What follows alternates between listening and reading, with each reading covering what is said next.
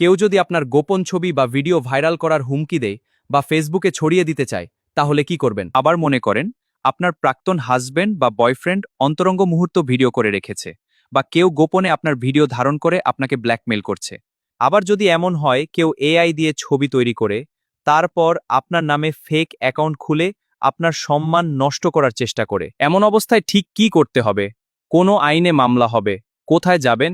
কত টাকা খরচ হবে? সেই বিষয়গুলো নিয়েই আলোচনা করব আজকের ভিডিওতে। তাই বলছি, ভিডিওটা খুবই গুরুত্বপূর্ণ, শেয়ার দিয়ে সবাইকে জানার সুযোগ করে দিন।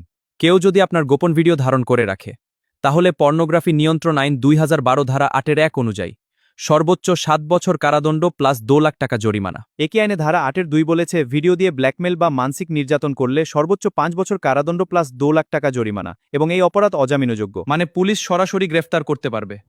সাইবার সুরক্ষা অধ্যাদেশ 2025 অনুযায়ী শুধু ভাইরাল করলেই মামলা হবে এমন না, হুমকি দিলেও মামলা হবে। ব্যক্তিগত ছবি বা ভিডিও অনুমতি ছাড়া প্রকাশ, বিকৃতি বা ব্ল্যাকমেল করলে, কেউ এআই দিয়ে আপনার মুখ লাগিয়ে অশ্লীল ছবি বানালে তারপর আপনার নামে ফেক ফেসবুক আইডি খুললে, এটাও সরাসরি অপরাধ। সাইবার সুরক্ষা অধ্যাদেশ 2025 বলেছে ইলেকট্রনিক উপায়ে ভুয়া পরিচয় বা জাল কাগজপত্র তৈরি করলে 7 বছর পর্যন্ত কারাদণ্ড প্লাস অর্থদণ্ড। পর্নোগ্রাফি নিয়ন্ত্রণ আইনেও এআই জেনারেট ছবি অন্তর্ভুক্ত। তাহলে আপনাকে কি কি করতে হবে? প্রথমত, ভয় পাবেন না, দাবি মানবেন না।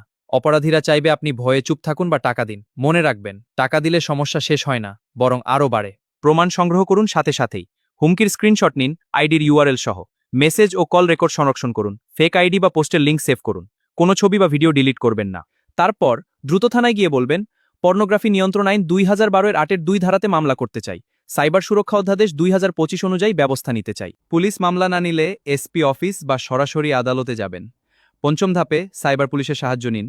Police cyber support for women Facebook পেজে মেসেজ করুন। ইমেল এবং ফোন নাম্বার স্ক্রিনে এবং কমেন্ট বক্সে দেয়া থাকবে। সাইবার পুলিশ সেন্টার সিআইডিতে কল দিবেন। বিনামূল্যে আইনি সহায়তা পেতে Bangladesh legal aid and services ট্রাস্টে যাবেন।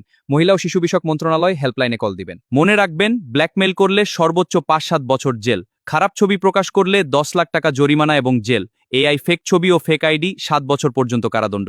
অপরাধী আপনি নন, তাই ভয় না পেয়ে আইনের আশ্রয় নিন। এই ভিডিওটি শেয়ার করে অন্যদেরকে জানার সুযোগ করে দিন এবং এ ধরনের আইনি পরামর্শ পেতে আমাদের পেজটি ফলো করুন।